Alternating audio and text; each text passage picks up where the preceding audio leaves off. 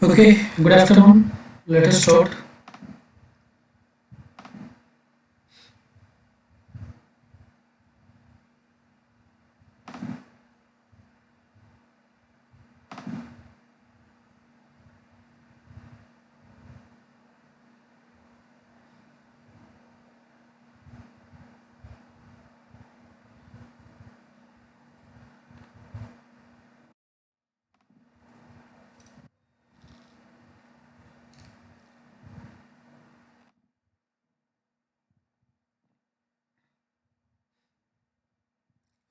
Is the screen is visible?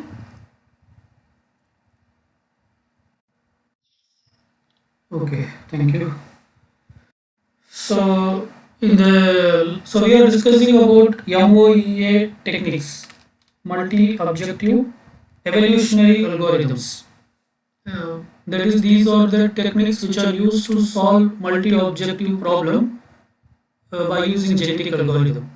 The genetic algorithm techniques which are used to solve most problems are called as MOEA algorithms. Okay.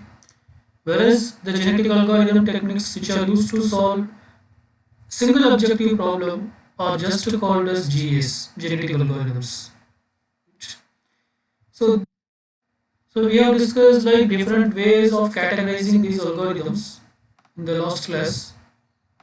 So, so one of the another way of so there are basically two ways of classification, right? One is a priori approach, posteriori approach. Otherwise, these algorithms can also be classified as Pareto based approach and non Pareto based approach. So some of the so we are not discussing all the algorithms. We are discussing few algorithms. So we have discussed this lexicographic or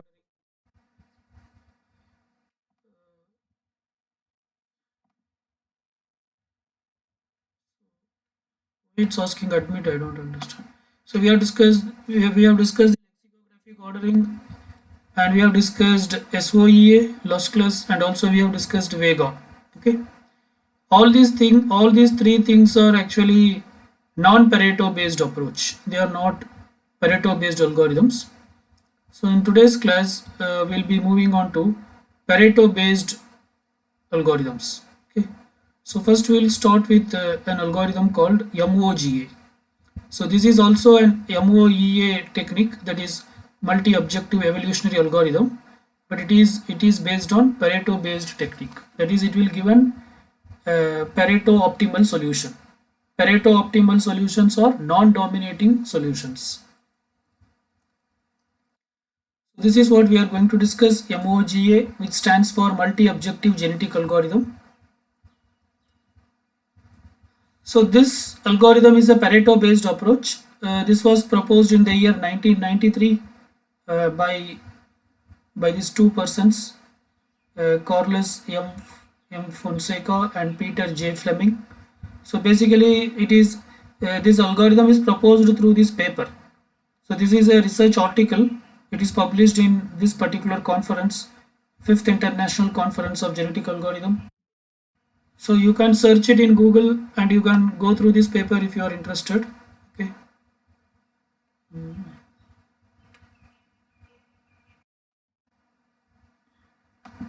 right.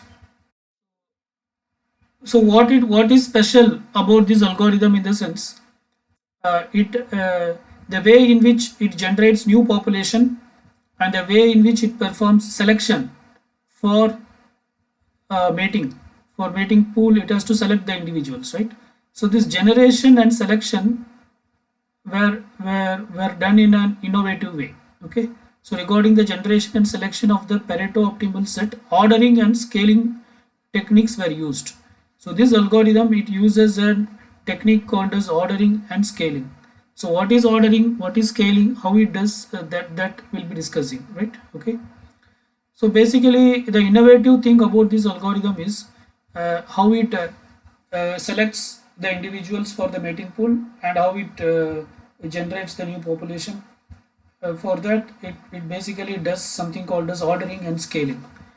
So for ordering, it uses a technique called dominance-based ranking, and for scaling, it uses a technique called linearized fitness assignment, and fitness averaging.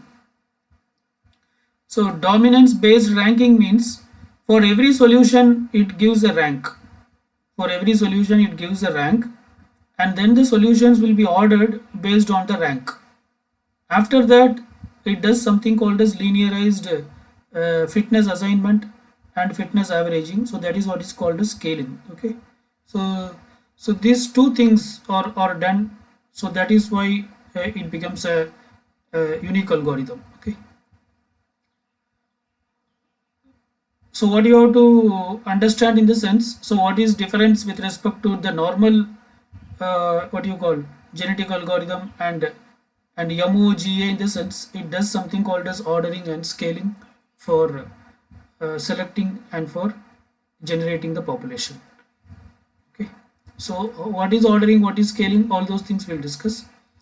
So this is the flow diagram corresponding to MOGA. So it is very similar to the normal genetic algorithm flow diagram with a little modification, including those ordering and what you call, including ordering and linearization or scaling. So it starts with the initial population and it evaluates the fitness score of the individuals, and then it assigns rank. Rank is assigned to the individual based on their Pareto dominance. Okay, how this rank is done, that we'll discuss with an example. So for the initial population, it evaluates the fitness by using the objective function, and then every solution will be ranked. For ranking, it uses something called as Pareto dominance, and then it performs something called as scaling, which is assign linear scaled fitness. Okay, then based on this ranking, this fitness will be updated. Originally, fitness is calculated based on the objective function. Then based on the objective function, ranking is done. Then based on this ranking, the fitness is updated by using linear scaling. Okay, right? And so as a result, new fitness score will be generated, right? So basically at top level, what it does in the sense, see here, say for example 100 individuals are there initially. Then for all the 100 individuals, here we identify the fitness value. Individual 1, I will call it as I1. What is his fitness score? Okay, say his fitness score is S1. Individual I2, what is his fitness score? S2. So on and so forth. Individual 100, what is his fitness score? S100. Like that, this step it identifies the fitness. Then the next step, what we do in the sense, we do ranking. Now this ranking, how it does in the sense, it is a Pareto dominance ranking. So what is a Pareto? What is Pareto optimal set? Pareto optimal set is the set of solutions. Pareto optimal set is a set of solutions which are non-dominating. That is, out of these, if for example, if there is a set S1, okay, say S1 contains some elements. So if I say that S1 is Pareto optimal, then it means that whatever in S1, they are not dominating each other. They are of equal importance. Okay, so it means if I say that this set S1 is a Pareto optimal set, then it means that A1 is not dominating A2, A2 is not dominating A3, so on and so forth. Any one individual of this set is not dominating any other individual. So that is the meaning of a Pareto optimal set. Okay, because how we define Pareto optimality, the solution cannot be further improved without degrading some other objective function.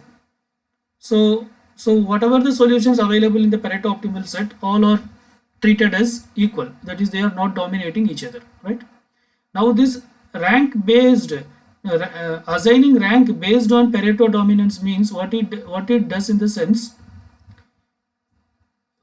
even though there are 100 individuals are there, these 100 individuals may fall under different Pareto optimal set. Okay, say for example 10 individuals out of this 100, maybe some 10 individuals may follow under one Pareto optimal set. So we can call it as Pareto optimal set 1. Another 20 individuals may fall in some other Pareto optimal set. Okay, Another 15 individuals may be in some other Pareto optimal set 3. So like that, there may be some group of individuals which may be in one Pareto set. That is, in that group you cannot differentiate who is better than other. That in that group all of them are not dominating each other. Okay, so like that there may be several groups out of this 100. Okay, so the point is what it does in the sense, for all the individuals in the same Pareto optimal set, it will give the same rank. For example, I'm telling, if all these guys are ranked as 1, if all these individuals were ranked as 1, then all these individuals may be ranked as 2. Then all these individuals may be ranked as 3. Okay, so that is how it does the ranking. That is, from the uh, individuals, it will identify different combinations of Pareto optimal set, and for one particular entire Pareto optimal set it will give only one rank. Okay, so like that the ranks will be assigned. So now you are saying all these 10 are equal, so that they are having one rank. Similarly, we are saying all these 20 are equal, so that they are having some other rank. Like that we assign the rank. Okay, then we perform some linear scaling based on this ranking, right? And then we assign the updated fitness value for these individuals. Now for all the individuals in this rank 1 category, you will give one common fitness score. Okay, you say that everybody here is 93 fitness. Here everybody is fitness is 88. Okay, because they are in one rank category. So that is what is called as assign share fitness. Okay, so these are the 3 steps it does. Then you check whatever the best solution, you take it and see whether it is converged or not. If it is converged, then return that as the Pareto optimal set. Okay, not one solution, it's a group of solution. If it is not converged, then again we repeat the process. We select a group of individuals by using some probabilistic approach. So that is called as stochastical approach, right? And again we repeat all these process. So this is how at the top level how this technique works. Okay, move on. So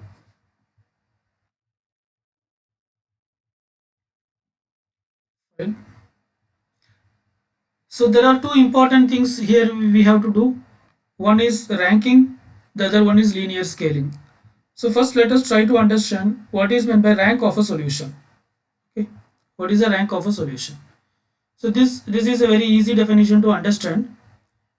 For an individual x, for an individual xi, if an individual xi is dominated by pi individuals in the current generation, then the rank of xi will be equal to 1 plus pi.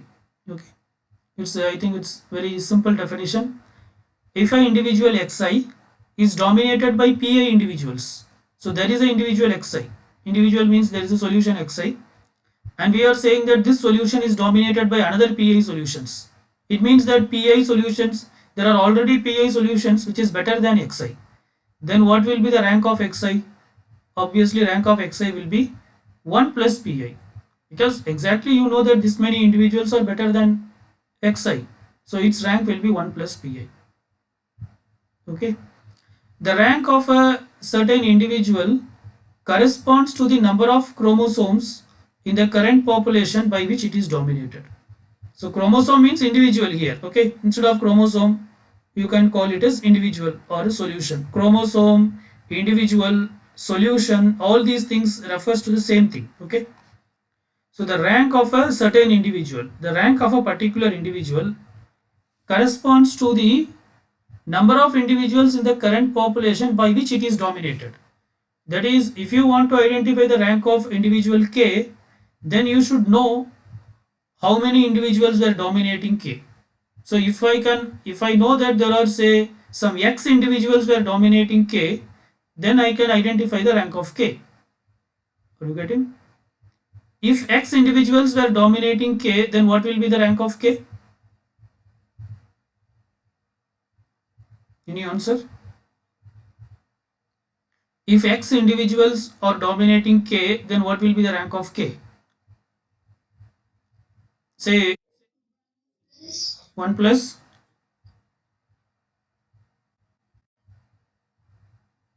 This 1 plus what?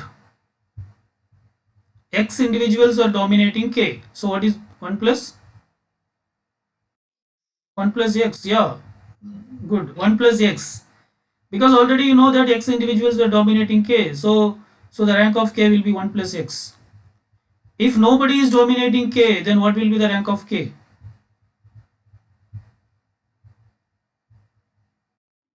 1. X is 0. Are you getting? So this is the best rank possible. Okay. So this is the lowest rank is the best rank possible, and which is 1.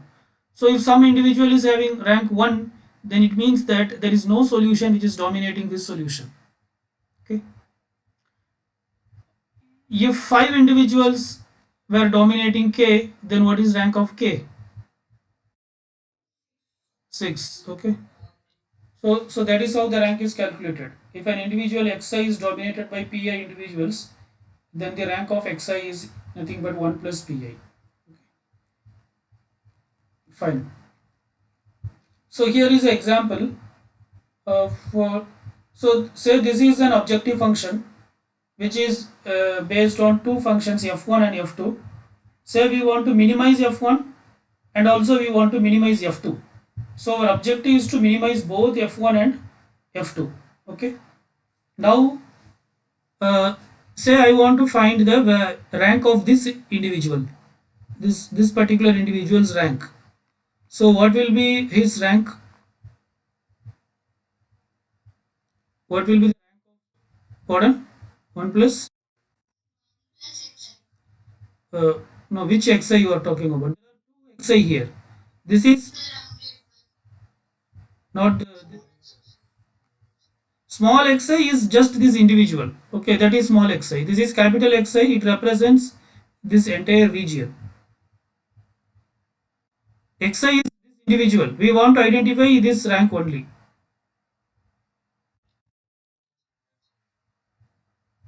Now, what is the definition of rank? 1 plus what is pi? No, no, don't. Pi expand the tell the meaning of pi. Put it in words. Rank of an individual is equal to what? 1 plus the rank of an individual corresponds to the individuals. Which individuals? Rank of an individual. See this definition. The rank of a certain individual corresponds to the number of individuals in the current population by which it is dominated. Dominated, right? So rank of xi is what? 1 plus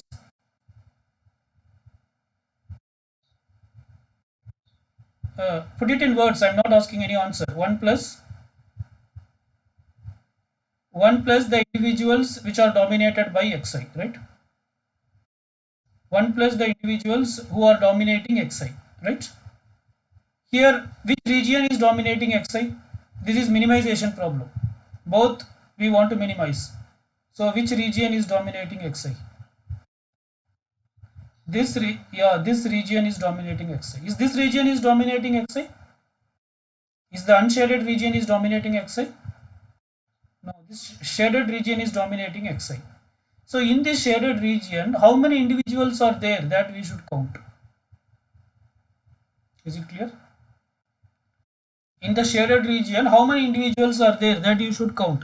All these individuals are dominating xi. Okay. So that is what this thing represents. So rank of xi is nothing but 1 plus this symbol xi, which means the number of individuals in this shaded region. This is capital Xi. Okay. So where this xi represents the number of solutions in the shaded region. Why? Because these are the individuals who are dominating xi. Okay.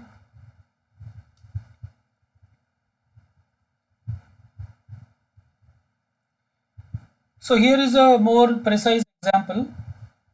So you can see here.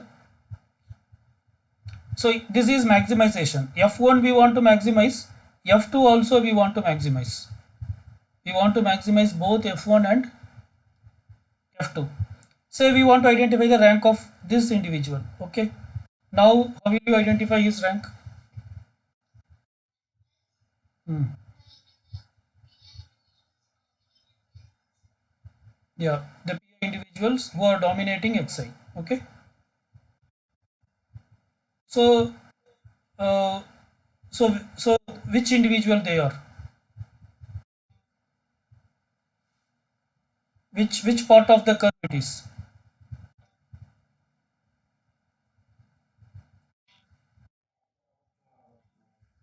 Right side, and so is this region is dominating Xi?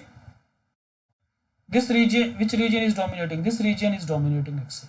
Okay. So here, how many individuals are there? You have to count. 1, 2, 3, 4, 5, 6, 7, 8. Okay, 9, 10, 11. Right. So there are 11 individuals are there who are dominating Xi. So this line also we are taking. So 11 plus 1. So the rank of Xi is what? 12. Okay, like this the rank is calculated. So like this we have to calculate rank for every individual. See for example this diagram. Say this is also we want to calculate the we are calculate the rank for every individual. Say this is max of F1 and max of F2. I mean F1 is also we are maximizing, F2 also we are maximizing. Okay, so let us consider these points, right? So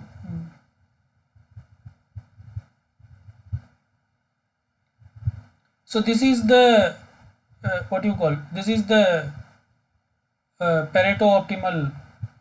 So this region, if you see, this is Pareto optimal front here. Okay, because here nobody is dominating anybody. Nobody is dominating anybody, right? Or what do you call? Sorry. See, this is not a solution at all here. Okay, this is just for understanding. This is not a part of the solution. This is not a part of the solution. These are the solutions. These small circles are no. These small circles are the solutions. Okay. Now you tell how they are ranked. See, this is rank. These two individuals are ranked as 1. Why?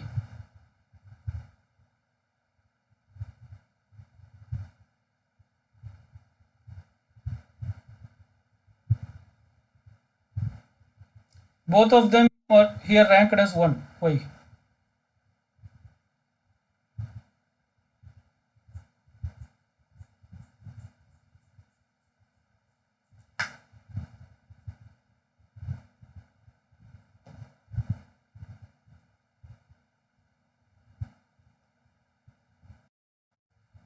Hmm? Okay. No, I'm sorry. So sorry, this is also a solution. You consider this also as a solution. 1, 2, 3. This is also a solution. Say this is the Pareto optimal front. This is the Pareto optimal front because maximizing this and we are maximizing this. Okay. But say for these individuals, is there anybody dominating these individuals? Is there anybody dominating this who are lying in this Pareto optimal front? No. Okay. So let us assume that here these individuals are ranked as 0. So normally ranking starts with 1. So as per the definition it should be 1. Okay. But for this problem, so let us assume these are individuals ranked as 0. Their rank is 0. Okay. Right. Now you see these two solutions. Okay. You see this. You take this solution alone and you see how many individuals are there who is dominating this individual.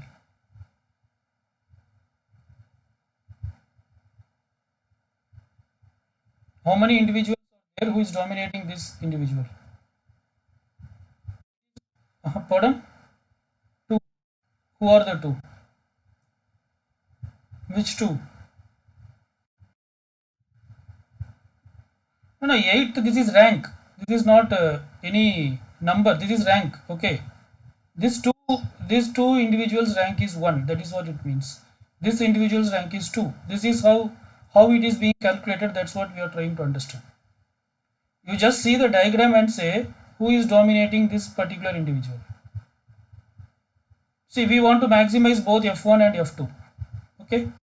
So, which point in the graph is better than this? So better than means somebody who is right to this and also to his top than this. How many such individuals are there?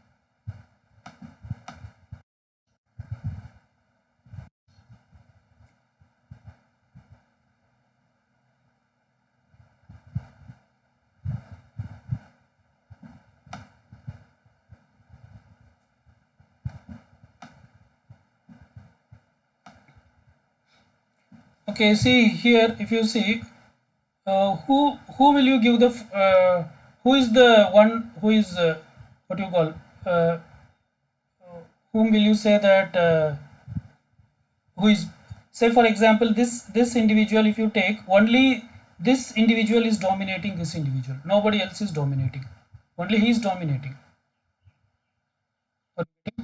He this Can you say that this individual is dominating this individual? No. So there is only one person who is dominating this individual. Okay.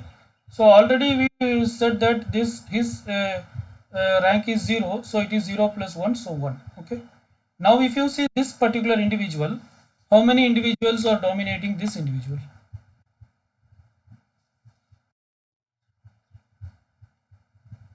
Which is that one? Only not adjacent. This adjacent one, it is to the top. This one only he is dominating. Is he is dominating this one? Is this no? Why? Because he is towards what? This individual and this individual. Why we are saying that this individual is not dominating this individual? When you can say that someone is dominating other? When in this case, when I can say that Y is dominating X?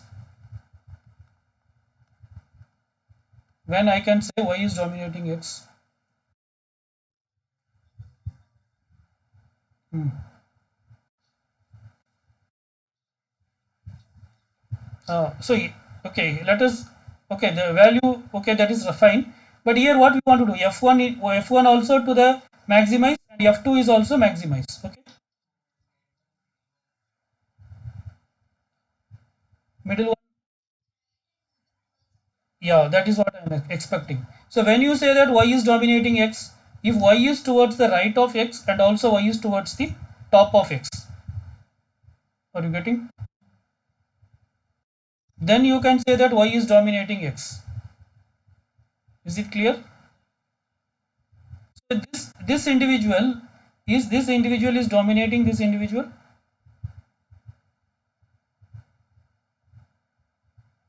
This individual, is he is dominating this individual or not? He is not dominating him because he is to the top, but is he to the right also? No, so he is not dominating. Whereas we say that this individual is dominating this individual because he is to the top and also he is towards the right. Are you getting? So anyway, this individual is dominated by only one individual and his rank is 0. So 0 plus 1 is 1. Similarly, next if you see this individual, okay, if you see this individual, he is dominated by how many individuals?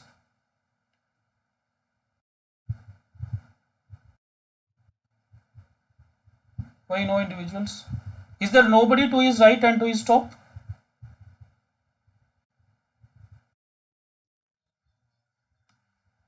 Yeah. How many are towards his right and towards his top?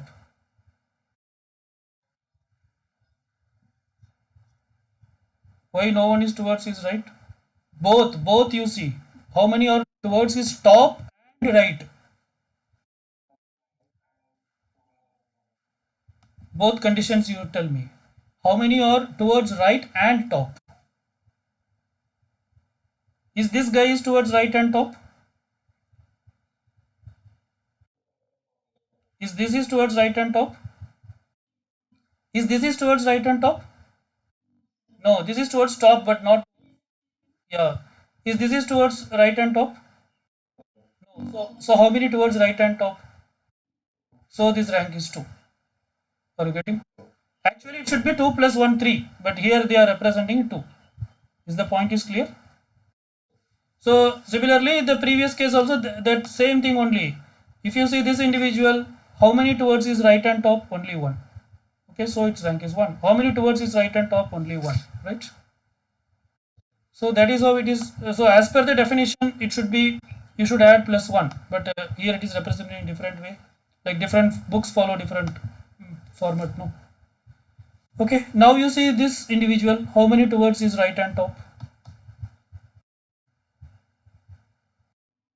Only 1. Who is that? Only this. Yeah. This point is towards right, but it is not towards the top. Okay. Similarly, with reference to this individual, you see how many towards the right and top?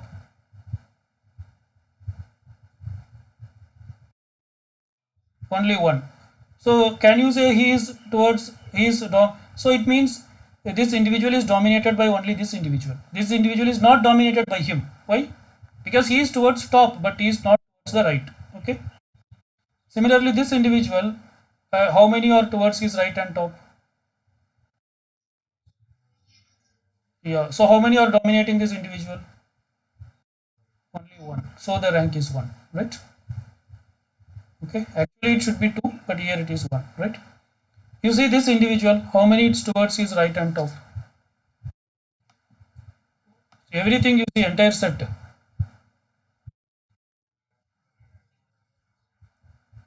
To the right and top. What about this? Is towards right and top or not? Is 1. So this individual is towards right and top or not? This is towards right and top or not? So this is also towards right and top, right? This is also towards right and top. This is also towards right and top. 1, 2, 3, 4, 5. Okay. You see this 2 points. This is also towards, okay, right and top. So this is 8. Is it clear? So this is how this rank is calculated. Okay. Actually, another 1 should be added. So if you follow as per definition, then what will be their ranks?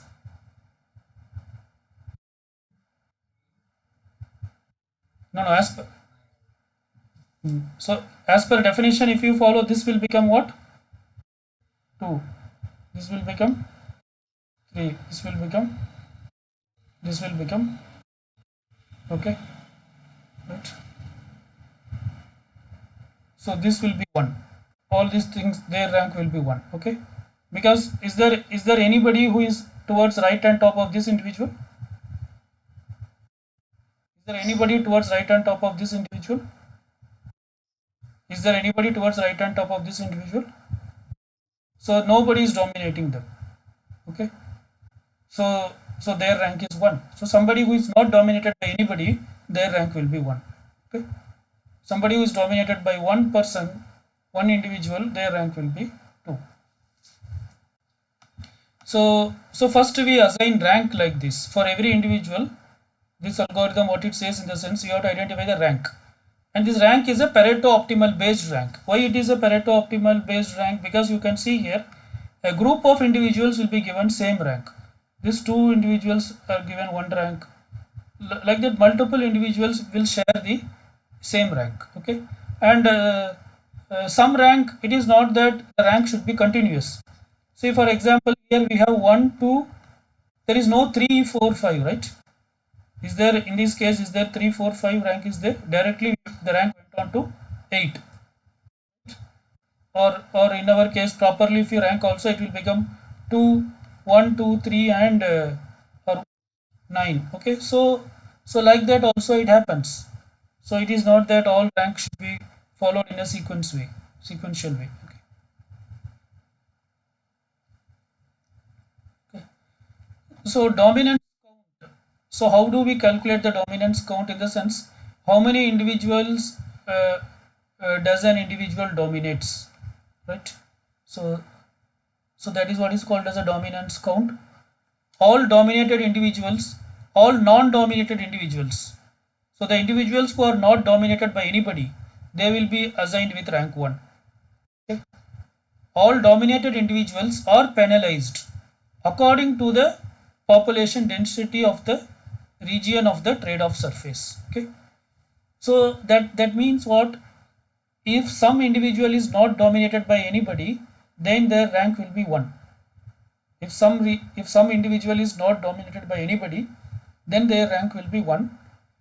If somebody is dominated by somebody else, then they will be penalized. Here penalizing means they will be given more rank. Okay, increasing the rank is called as penalizing. Okay, so the higher the rank, higher he is penalized. So the algorithm, what it says in the sense, first sort the population in ascending order based on the rank.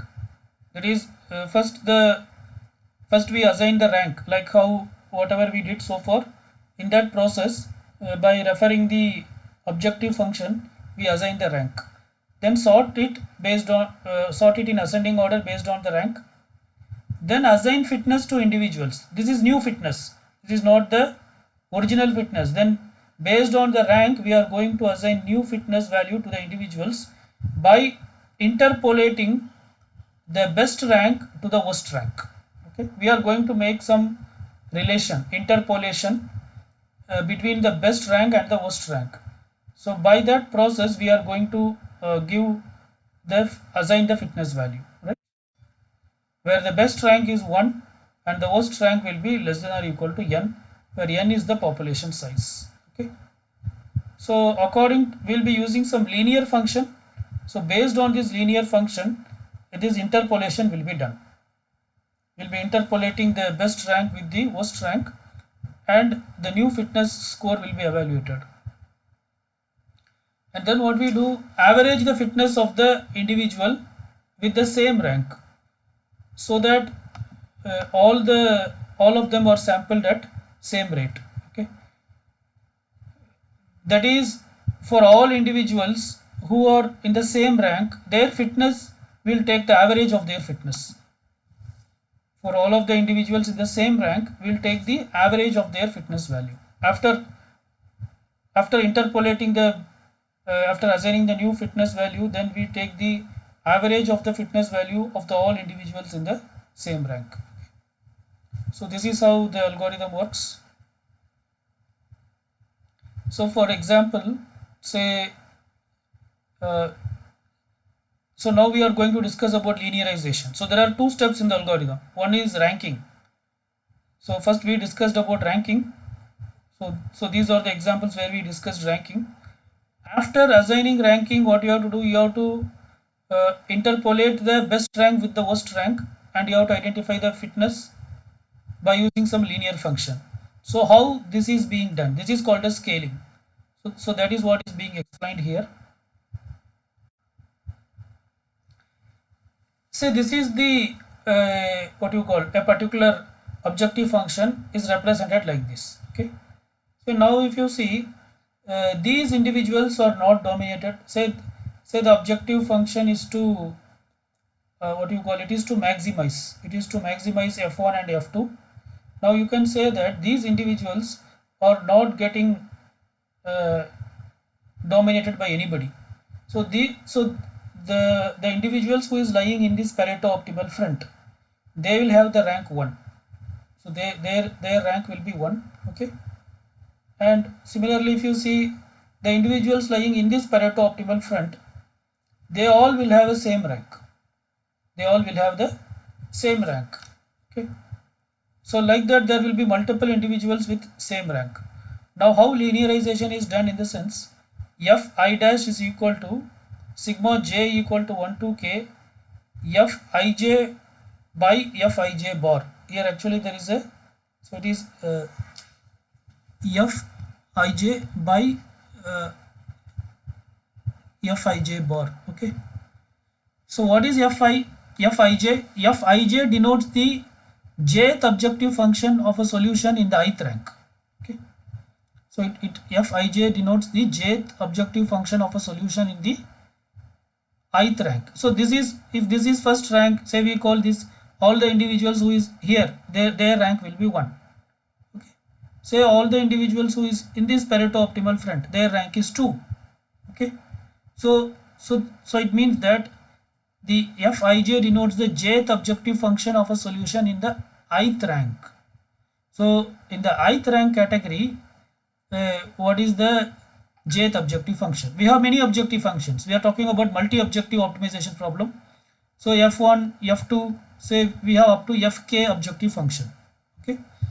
So here fji represents the jth objective function of a solution in the ith rank, and fji bar denotes the average value of jth objective of all the solutions in the ith rank. Okay, that is average solutions of average value of jth objective function. So all objective function you have to apply. So if you take only one objective function, say f1, instead of fj, let us call it as f1. So then it will be f1 I bar denotes the average value of first objective function for all the solution in ith rank. If it is first rank, then for all the solution in the first rank, that is, it is the average of all these points. Okay, so it's the average of all these points, right? So that is how we perform linearization.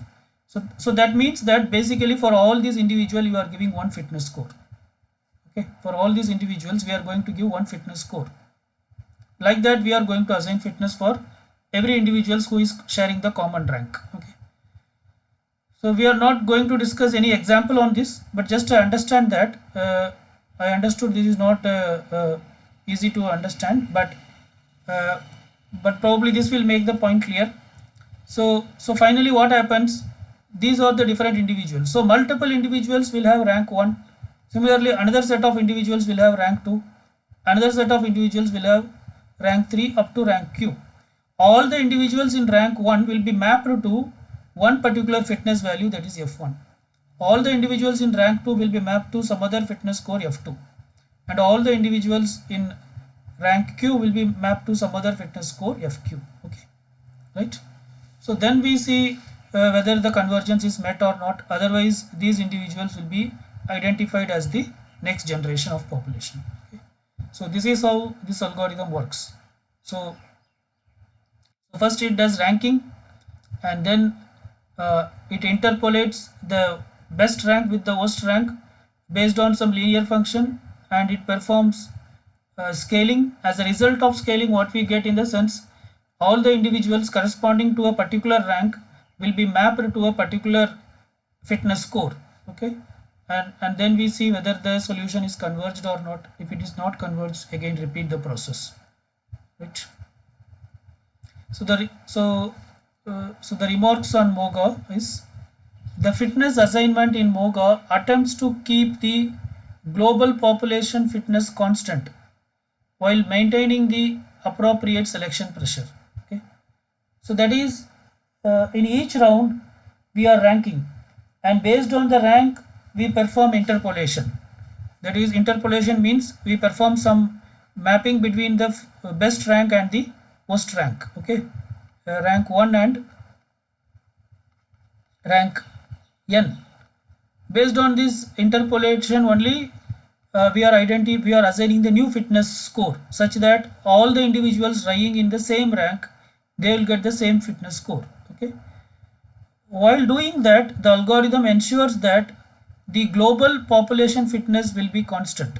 The global population fitness will be constant while maintaining appropriate selection pressure. Okay, that is, it increases selection pressure at every round.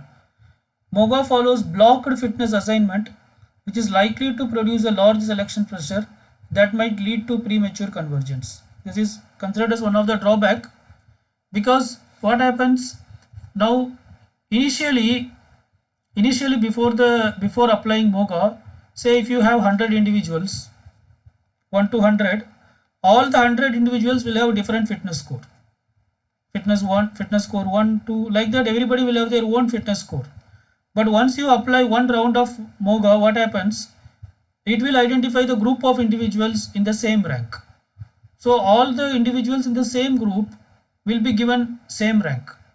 Okay, so at the end of first round, if there are 10 groups, then there will be only 10 ranks. That is, all the individuals in each group is treated as only one rank. So now what happens? Previously in the first round you had 100 ranks. In the next round the rank becomes only 10, which means the selection pressure is increasing now. Now out of, previously you have 100, from 100 selecting 2 for mating is easy. You have much options are there. Now only 10 is there. Okay, so there is no variety, or there is no so there is a doubt that the algorithm may converge prematurely. Okay, but actually in reality MOGA found to be better. It is able to produce near optimal solutions in majority of MOOPs problem, right? Even though it is expected that it will increase the selection pressure, but actually in reality it is performing better, right? So this is what about MOGA. So could someone summarize how MOGA works?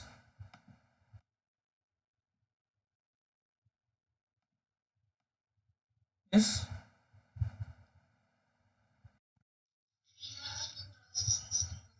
Hmm. Hmm. Hmm.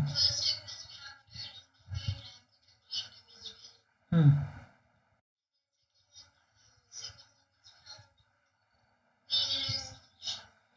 Yeah, linear scaling. Hmm. Hmm. Hmm. So what is ranking?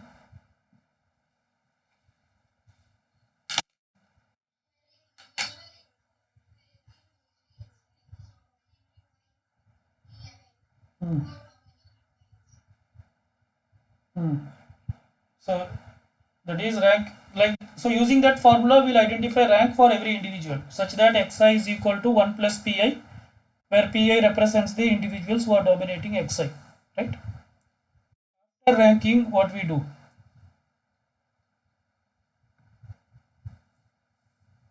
After ranking, what the algorithm says? This is the algorithm.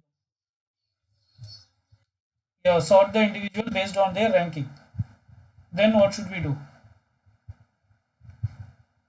Then we should calculate new fitness score. For the individuals. By how we are going to do that? By interpolating the best rank with the using some linear function, right? So as a result of that, what happens? As a result of this performing this operation, what will happen? The individuals who are falling in the same rank will have the same fitness value. Okay? The average of the fitness of the individual with the we average the fitness of the individual with the same rank, so that all of them are sampled at the same rate. So after performing all these steps, what happens in the sense? All the individuals in rank 1 will have the fitness score what? F1. Okay, all the individuals in rank 2 will have the fitness score F2, right? So like that it happens, right? So because of that, it is observed that MOGA increases the selection pressure at every round. So when the selection pressure will increase? When the population is less or population is more?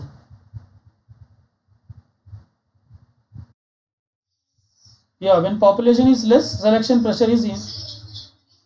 selection pressure will be high. Here we are not decreasing the population, but we are saying that all these individuals are same fitness score. So that is also like what? We are putting everybody in the same category in each round. Are you getting? So it means that selecting anybody in this group is equally same. It is not that.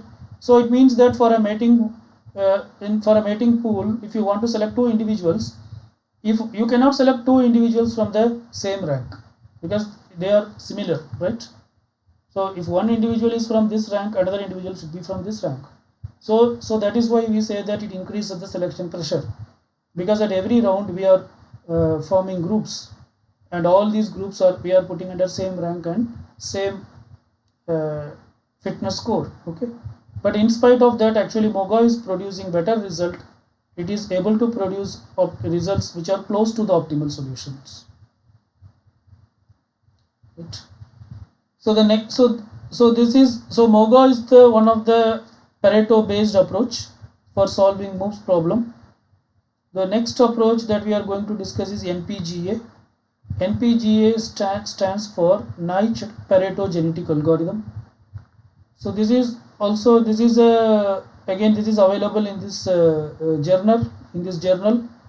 It is a technical report of University of Illinois.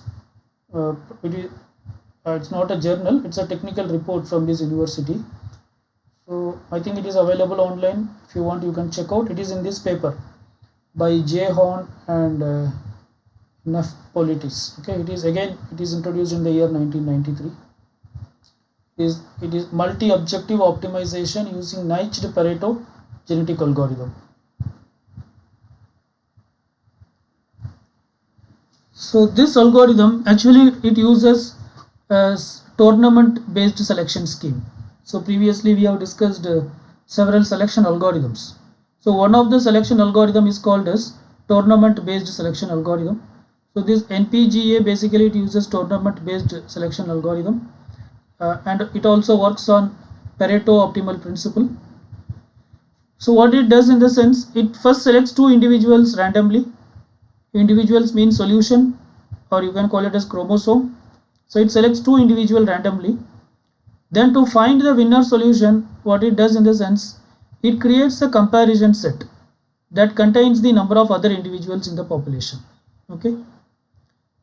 Then it calculates the dominance. Then the dominance of both the candidates, here it selects two candidates, no, their dominance will be compared with the comparison set, right? So if one candidate dominates everybody in the comparison set, and if another candidate is not dominating everybody in the comparison set, then that candidate will be chosen as the winner, right? Otherwise, say for example, if both the candidates are dominating everybody in the comparison set, then what we do in the sense, then we follow a technique called Naiche sharing to decide the winner. Okay, so I'll explain this with the, say for example, the algorithm basically what it says in the sense, it says select two individuals. Let us assume these two individuals are C1 and C2. Then what it says in the sense, you form a comparison set by identifying some n individuals. You identify n individuals, and with that you create a comparison set. So the comparison set contains some individuals. Say it contains individual I1, I2 up to IN. Now the algorithm what it says in this sense, you check whether C1 is dominating everybody in I1 or not. I mean in this comparison set or not. We call this as CS, comparison set. You check whether C1 is dominating everybody in this set or not. If C1 is dominating everybody in this set, then that is fine. Then take C1. And then check is C2 is also dominating everybody in this set or not. Okay. For example, if C1 is dominating everybody in this set and C2 is not dominating everybody in this set, C2 is dominating somebody and not dominating somebody else, like that, but C1 is dominating everybody in this set, then we say that C1 is winner. Okay. The other way around, if C2 is dominating everybody in this set and C1 is not dominating everybody, then we say that C2 is winner. Okay. If both C1 and C2 are dominating everybody in this set, then in that case we have to follow a technique to identify who is the winner, and that technique is called as Naichut sharing. So then the Naichut sharing technique will identify the winner. Okay, so could someone summarize what I said so far, how MPGA technique works? Yes. Hmm. Hmm.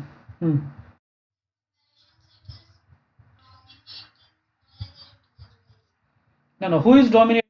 Who say C1 and C2 are the two individuals. So C1 comparison set should not dominate. Who is dominate? Who should combine? Who should dominate the comparison set?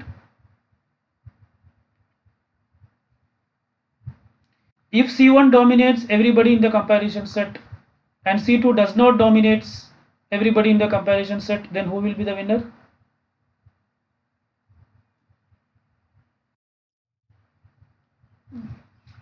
No, no.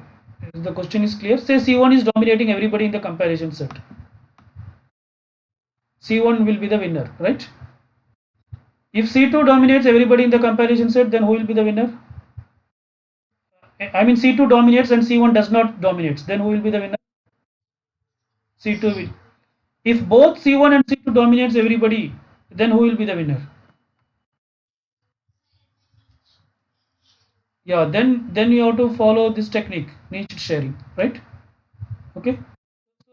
So basically what it says in the sense, say for example, in simple terms, assume that uh, there is a competition between say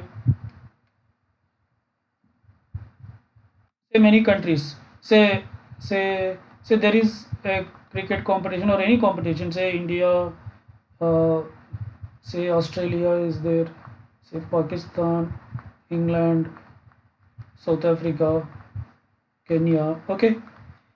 So now you want to find who is best, India versus Australia. So this is the one we are picking up. So C1 is India, C2 is Australia.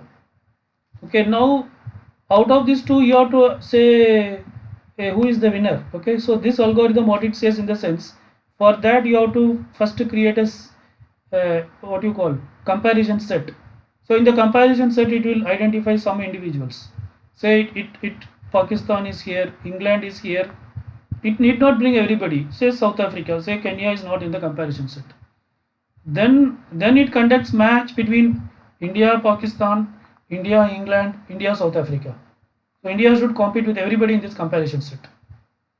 Say by competing with everybody, say India is the winner. Then Australia should compete everybody in this comparison set. Okay, so after competing, say Australia got lost to South Africa, right? So then we say that C1 is the winner, that is India is the winner. The other way around, if Australia won over Pakistan, England and South Africa, but India when it is competing, it has lost with South Africa, then we say that C2 is the winner, right? If C1 also wins everybody in this comparison set, and C2 also wins everybody in this comparison set, then you have to follow what technique? Yeah, niche sharing, right? So basically that is what the algorithm says. So it says that first you just randomly pick up two individuals, C1 and C2, then form a comparison set. Then you see whether C1 dominates everybody in the comparison set. If C2 does not dominates everybody in the comparison set, then C1 is the winner. If C2 dominates everybody in the comparison set and C1 does not dominates, then C2 is the winner. If both of them dominates everybody in the comparison set, then what do you do? Then you follow the niche sharing technique. Okay. Here the algorithm is explained. Say let n be the size of the population. N is the size of the population. K is the number of objective function. K is the number of objective function. I is equal to 1, that is first iteration. Randomly select two candidates, C1 and C2. and randomly create a comparison set of individuals from the current population. So what should be the size of the comparison set that the programmer can decide? It should be n star, where n star is equal to p percentage of n. N is the total size. Okay, so you may take some percentage depending on the population size. It may be 10% or 20% or 30%. So it is p percentage of n. N will be that n star will be decided by the programmer exactly how many percentage it should be. Check the dominance of C1 and C2 against each individual in CS. Check the dominance of C1 and C2 against each individual in CS, where CS is the comparison set. If C1 is dominated by CS, if C1 is dominated by CS, not by C2, C1 is dominated by CS, which means what? Which means who is dominating who? C1 is dominating CS or CS is dominating C1? What it says? If C1 is dominated by CS means who is dominating who? What? Oh, no, be simple. Who is dominating who? Is CS is dominating C1 or C1 is dominating CS? Yeah, CS is dominating C1. In that case, we say that who is the winner? C2 is. In that case, we say C2 as the winner. Okay. Else, if C2 is dominated by CS but not by C1, then we say that C1 as the winner. Okay. Otherwise, C1 nor C2, neither C1 nor C2 dominated by CS. Okay. That is, both of them are dominating CS. In that case, we do sharing. That is, we should do nice sharing and choose the winner. Okay. So like that, this will be done again after doing this.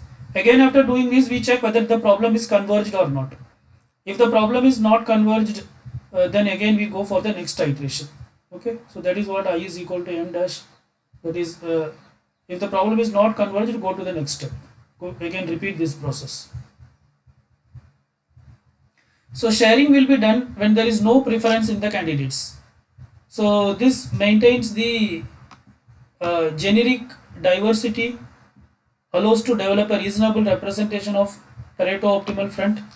The basic idea behind sharing is that more individuals are located in the neighborhood of a certain individual, the more its fitness value is degraded. Okay, the more its fitness, the sharing procedure for any. So basically, what it says in the sense, the basic idea behind sharing is that more individuals are located in the neighborhood of a certain individual, the more its fitness value is degraded. So say for example C1 and C2.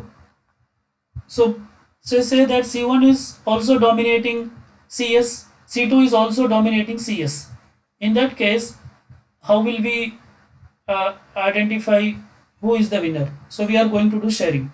So the whole idea of sharing is we are going to identify how many neighbors are there near C1 and how many neighbors are there near C2. Okay, we are going to identify how many neighbors are there near C1, and also we are going to identify like how many neighbors are there near C2. Okay, so based on that only we are going to decide like who will be the winner, right? So the one who has more neighbors, we are going to choose that person as the winner. So this is how the sharing algorithm is proposed. Let j equal to I, j equal to 1, x is equal to C1. So sharing algorithm should be followed for both C1 and C2. So this algorithm is written in terms of C1. Similarly, it should be repeated for C2 also. So initially we are considering for C1, compute the normalized Euclidean measure with the individual xj in the current population as follows. So we have to calculate the Euclidean distance for xj, where initially j is 1, so that is x1. X1 is the one solution. Let us say it is the first solution. So I mean the problem, the entire solution set may have, we may have many solutions. We may have 100 solutions. Take the first solution. Okay. So dxj is equal to sigma j equal to 1 to k, where k is the number of objective function. F ix minus fij divided by fiu minus fil, where fij denotes the ith objective function for the jth individual. Fij represents the ith objective function for the jth individual, and fiu and fil denote the upper bound and the lower bound values of the ith objective function. Okay. So if there are k objective functions, say if there are 5 objective functions, then k is equal to 5. Then we need the upper bound and lower bound for the first objective function, upper bound and lower bound for the second objective function, so on and so forth. Okay. When I is equal to 1, we are talking about the upper bound and lower bound of the first objective function. When I is equal to 2, it is upper bound and lower bound for the second objective function. Okay. So ij, this is ij, it denotes the ith objective function for the jth individual. Individual represents number of solution.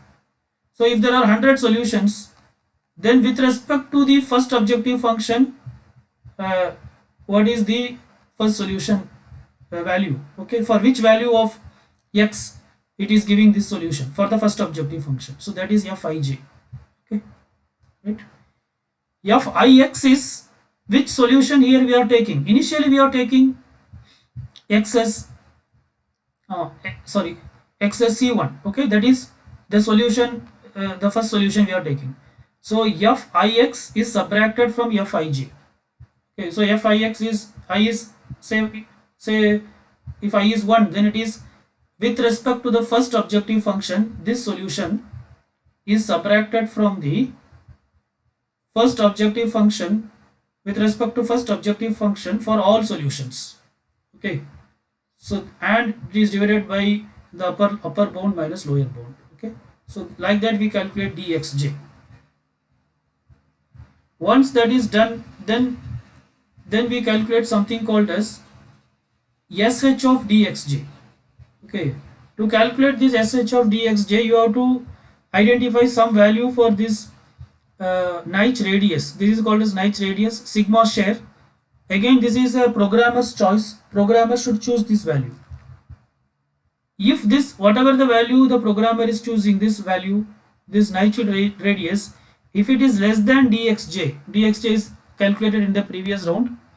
If it is less than dxj, then sh of dxj is calculated using this formula, 1 minus dxj by the Naiche share the whole square. Otherwise, if suppose whatever the value of this is selected, if it is greater than this, then this will be 0, right? Then we increment j by 1, and then we check whether j is less than 1, j is less than n, where n is the number of individuals. If j is less than n, then go to step 2. What is step 2? Step 2 is this, that is, so far j is 1 means that means we did this for the we did this only for the first individual. Like that do for the second individual. Okay, do for the third individual. So like that for all individuals it should be done. For every individual we do that. Okay, so for every individual we calculate this xh of dxj. So with respect to the here x represents c1, that is with respect to c1, how the other individuals are close, especially in this radius dxj, in this radius, in this Naiche radius. Okay, so we will get many xh of dxj, right?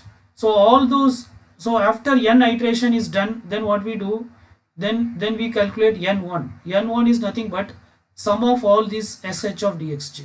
Okay, sum of all this sh, so that is n1. So this is for c1. Similarly you have to do for c2. The same thing we should repeat for c2. Okay, so then after repeating the entire thing for c2, then you have to check whether n1 is less than n2. If n1 is less than n2, then we say that C2 is the winner. Otherwise we say that C1 is the winner. Okay, so whoever is greater than, they are the winner. So in this case n2 is the greater, so we say that C2 is the winner, right? So this is what how the algorithm works, right?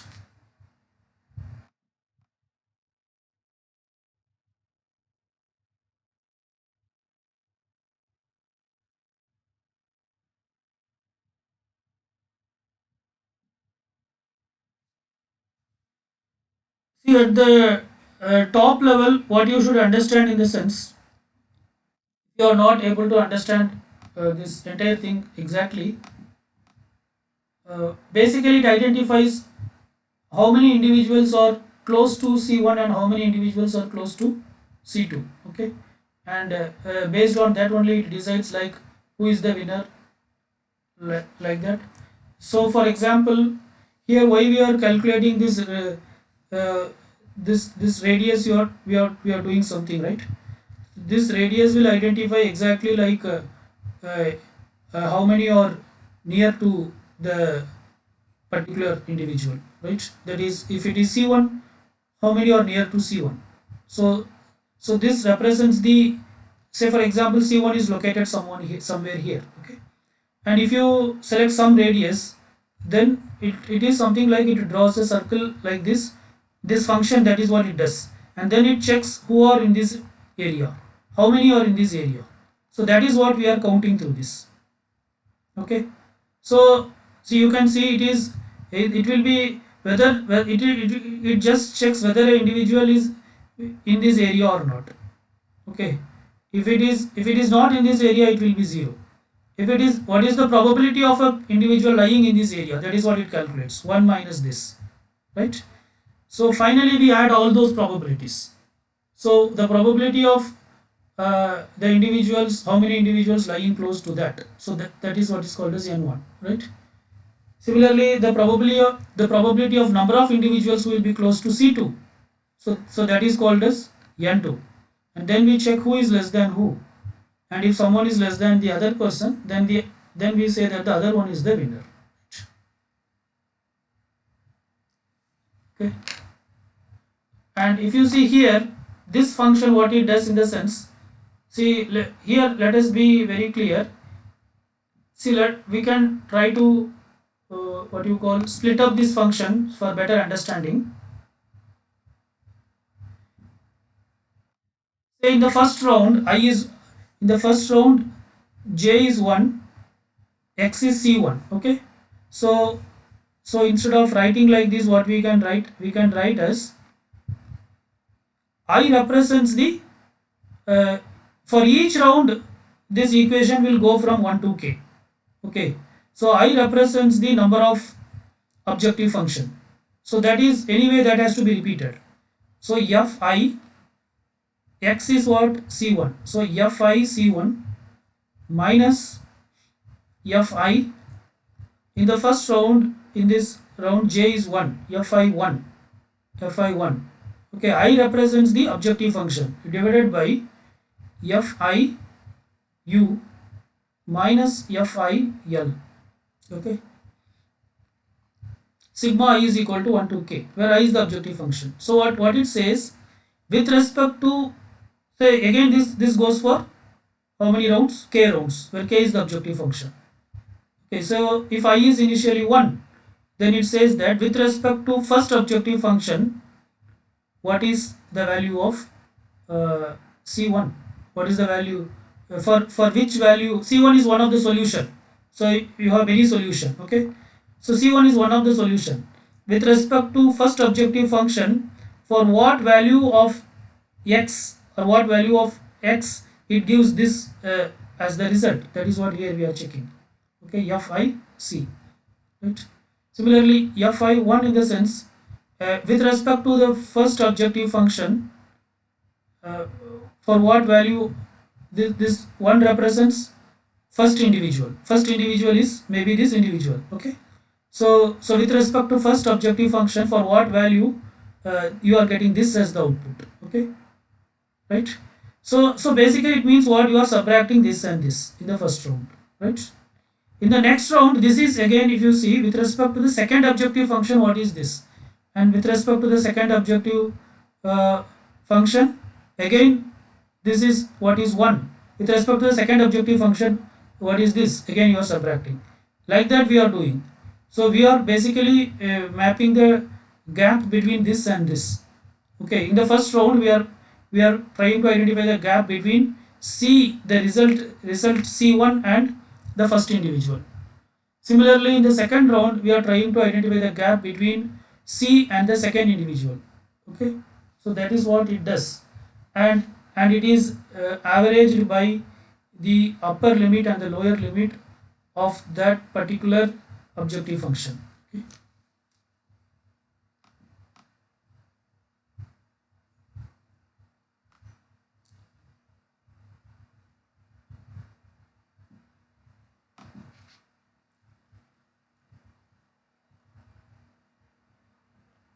Once we have found that, then we select this radius thing, sigma share, which is the naive radius, and then we check in the previous round whatever we have calculated, that is the sigma is dxj is less than sigma share. If it is less than, then you calculate sh of dxj using this formula. Otherwise, assume sh of dxj as 0. Okay, so repeat this above process for n times. So you will get n sh of dxj, right? So so then you add all those things. So when you add all those things, what you get is called as n1. So this is done for C1.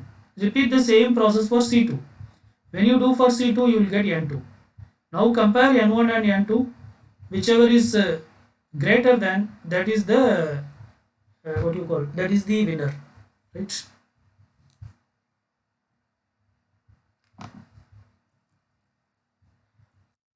Fine. Let us stop here for today's session. So Saturday we'll have test 1. Okay. So the topic will be up to this, from the beginning to till today's class. Okay, from first lecture, right, to today's lecture, whatever we have discussed, be prepared.